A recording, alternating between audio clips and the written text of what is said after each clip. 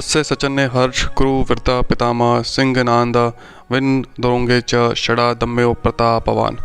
जय श्री कृष्ण दोस्तों, स्वागत है आप सभी का श्रीमद् भगवद गीता के अध्याय 1 के 12वें श्लोक में।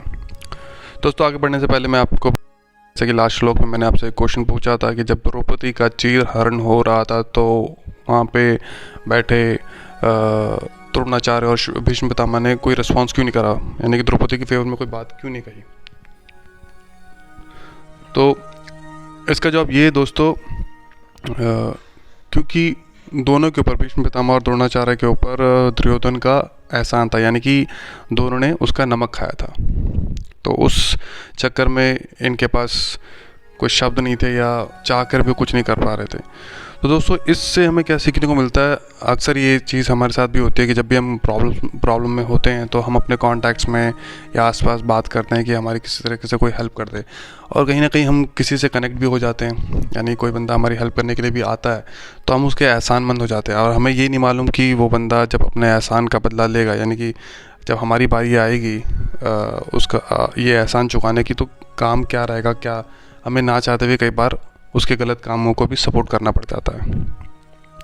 तो और उससे काफ़ी ज़्यादा प्रॉब्लम क्रिएट होती है। तो दोस्तों, ये था अध्याय 1 का 11वां श्लोक, जो क्वेश्चन मैंने आपसे पूछा था। अब हम आगे बढ़ते हैं, यानी कि 12वें श्लोक की ओर। तो यहाँ पर जो भीष्म पितामह थे वो समझ चुके थे कि दुर्योधन के माइंड में क्या चल रहा है, और उसको खुश करने के लिए उन्होंने शंख को बजाया, और इस तरीके से बजाया जैसे कि शेर दहाड़ता है, सिंह की जैसे गुर्राहट होती है उस तरीके से।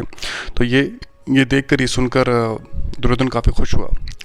लेकिन भीष्म पितामह जो थे वो ऑलरेडी समझ चुके थे, और उनका जो हाव भाव था चेहरे से, वो सारी चीज़ें आ रही थी कि यार जीत तो सामने वाले की होने वाली है, क्योंकि सामने जो है भगवान श्री कृष्ण है, सामने धर्म है, सामने न्याय है, ठीक है। और अंदर अंदर वो गिल्ट भी बहुत फील कर रहे थे, और ना चाहते हुए भी भीष्म पितामह को दुर्योधन का, मतलब बेसिकली होता ना कि कर्तव्य है और पालन करना पड़ रहा है, यानी कि एहसान लिया है तो वो चुकाना पड़ेगा जैसे तैसे करके।